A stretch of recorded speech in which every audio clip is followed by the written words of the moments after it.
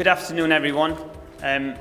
My name is Qari Asim, and I am senior Imam in one of the largest mosques in the UK, and I'm really grateful to ECR and also the chair for giving me the opportunity to share my faith and the dilemma that perhaps sometimes the faith communities face.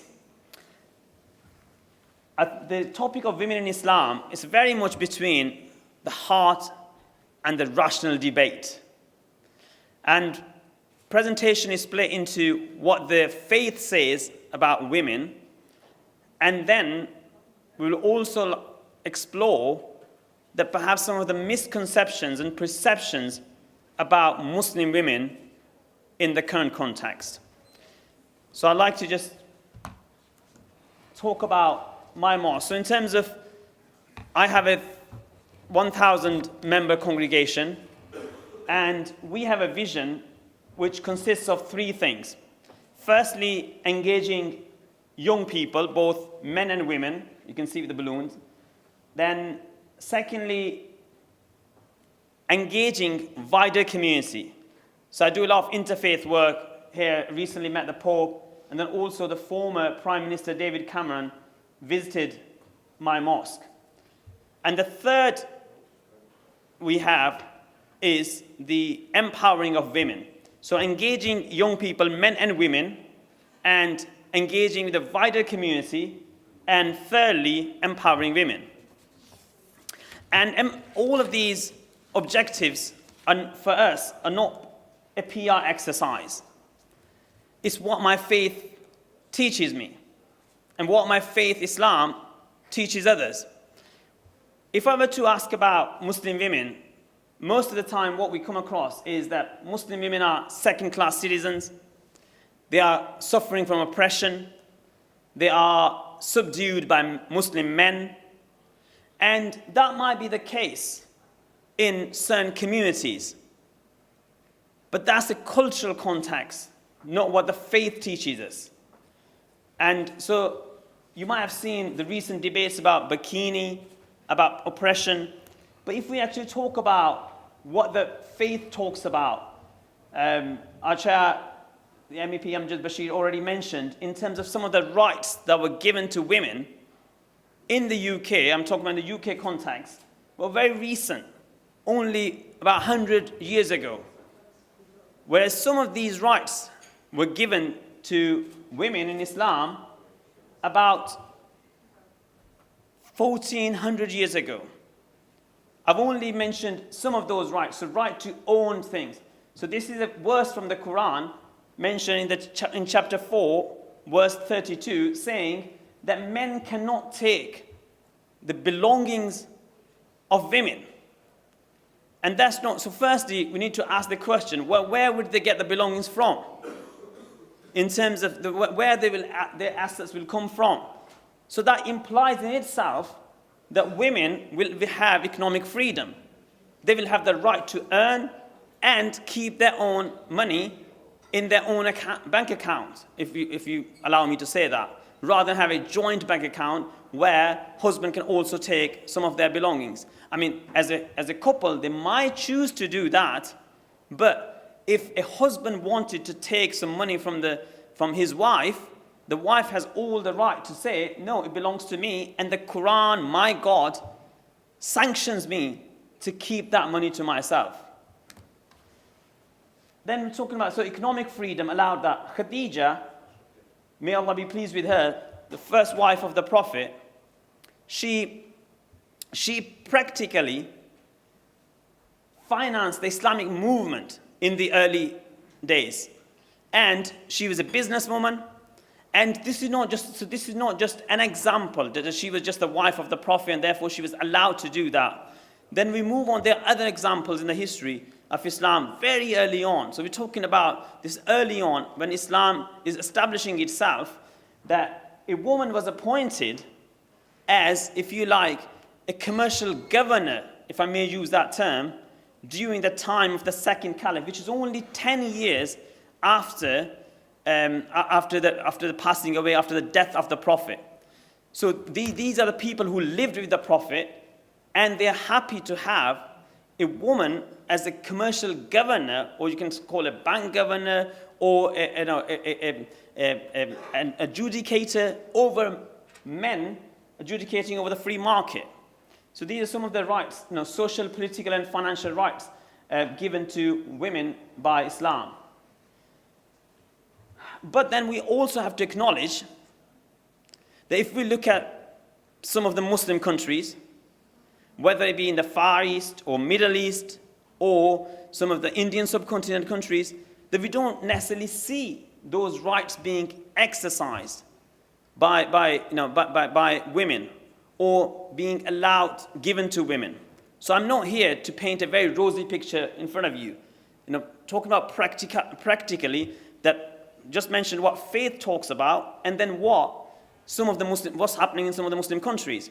So effectively, what it comes down to, women are equal in the sight of God, and the rights that have been given by God perhaps have been taken away by men.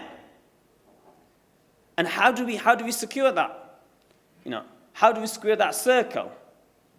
And is it that it's sanctioned by faith, and therefore the men are at macro level and micro level trying to use those rights, or is it actually a cultural invention by men themselves? I'll leave that for question and answers at the end of the day. So we have misogyny effectively trying to curb those rights. So it's not a faith problem, it's a misogynistic problem that we need to analyze and work together on. But at the same time, we also need to respect that perhaps the feminism amongst Muslim women might be very different to some of the feminist movements in the West. Muslim women may ask for very similar rights to other women around the globe, but actually Muslim women may want those rights while wearing a scarf, whilst wearing a hijab, so that every woman we see with a scarf and hijab, we don't feel and think that actually they must be suffering from oppression, they must be going through subjugation and submissiveness. We need to respect the freedom of choice. And that's what God's given people, the freedom to observe their faith and exercise their rights. Some may choose to wear scarf, others may choose not to wear scarf. And as communities, we must be comfortable with that and respect people's choices. Then the key issues like forced marriages and domestic abuse. Now, I ran recently, a couple of years ago, ran a campaign to say forced marriage is no marriage. And again, it's not a PR exercise for us. During the time of the Prophet, we're talking about more than 1400 years ago, a very isolated, confined culture, in that a father married off his daughter to someone the girl didn't like. Rather than accepting that misogynistic approach and view, the bride, went to the Prophet and said, this is what's happened to me. Now, rather than the Prophet saying, it's okay, fine, go home, it's all right, work out, your father's done whatever he's done, he has all the rights over you. No, the Prophet said, actually, he annulled the marriage. He said, your marriage is not valid if your consent hasn't been sought. So we have that from the very early example of the Prophet. Now, again, I'm not here to say that perhaps forced marriages don't take place in the world. Not necessarily just the Muslim world, across the world. Now, is that a faith problem or is that a human problem that we need to consider? Again, domestic abuse. Now, again, very profound statement from the Prophet. He says the most complete of the believers in faith are those with the best character. He doesn't say the most complete of the believers are those who pray 5 times a day, who give charity, to poor people. He links it to the best character. And then he goes on to say that it's okay, it's fine. Sometimes we can be the best, we can show best character by smiling with people and getting on with people that perhaps we meet outside. We may spend a couple of hours with them. But actually, the testimony of your best character would be how you get on with your domestic life, with your wife at home, because you have to put up with a lot as a married person. I'm sure none of you have to do that here, but just generally saying, so he links that, saying that, again, so that, what does that go to show? Domestic abuse, you cannot carry on in life, if you're suffering abuse. Now, some of you might be familiar with Sharia Councils that exist in the UK, and one of the things about Sharia Councils is that they opine on a domestic issue. And so, for instance, a woman might be suffering abuse at the hand of her husband, and they want to resolve the marriage, and they go to these Sharia Councils, and the Sharia Council, some of the panelists, they might actually say to the woman, it's okay, try to save your marriage, carry on with that. So UK government has set up a Sharia Council review board that I am part of, that we are saying that God does not want people to suffer and live in a very abusive relationship. That's not part of the divine plan. And therefore, if you do not get on with each other, you move on. And it's, you move on because this is what our faith teaches us. So ultimately, I think so. I mentioned about what the faith says, some of the practices that exist in some of the countries, some of the communities, but how do we deal with that? What's the solution?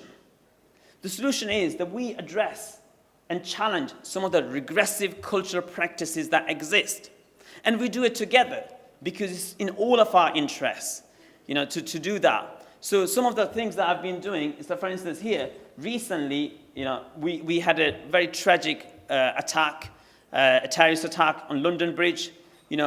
More than 100 imams came out from all over the country at London Bridge, and we condemned the attack, and also we distanced ourselves from the attackers, so much so that we said, as imams, as prayer leaders, we will not pray the funeral prayer of a terrorist.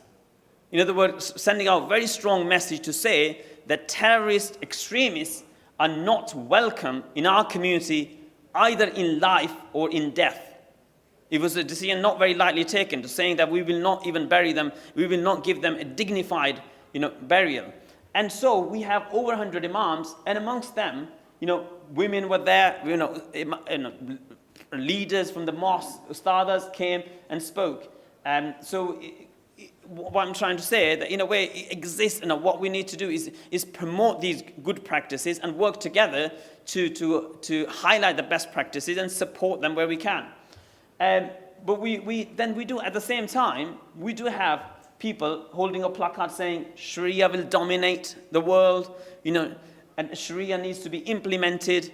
And there are people that exist within communities. Now, either we shut them down or we engage with them, we try to dialogue with them, we try to reason with them, and try to understand where they're coming from, and how can we work with them to help them understand the context in which we are in. Sometimes, people extremists like that, they're using verses from the Quran which are out of context. Then just here, I'm running part of a campaign against domestic abuse, saying, and forced marriage, saying forced marriage isn't a marriage. So ultimately, I think what brings us together are our values.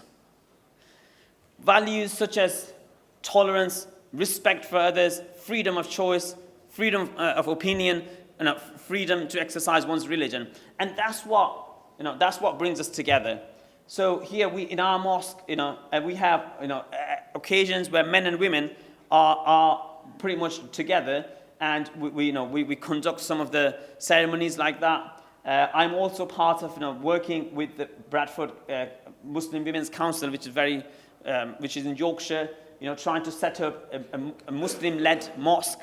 And then lots of interfaith work, inter-community work, so that young people, actually are bound up together on values rather than anything else. And then realizing that we have a lot more in common, rather than pointing fingers saying, well, X, Y, Z isn't happening, saying that we have more in common. And that means, Muslims and Jews, I recently made a video with a rabbi, saying, sometimes people think that Muslims and Jews don't have anything in common. It's like saying that we have more in common. Then that's fascinating, just the crowd of people. It happened the week before last week, in a great get-together. And here we have in Batley, Muslim men and women, and people across the faith communities, and people of no faith, coming together to say that we have more in common. Now, we have not seen, as imams, that many men and women coming out, even to mark the death of a Muslim. And this was marking the anniversary of Joe Cox, MP, who was murdered by the far right a year ago. And it was for us, for Muslims, it was uplifting to see how the dynamics are shifting, and how, as leaders from across Europe, we can all work together to support the dynamics that are shifting. Thank you so much.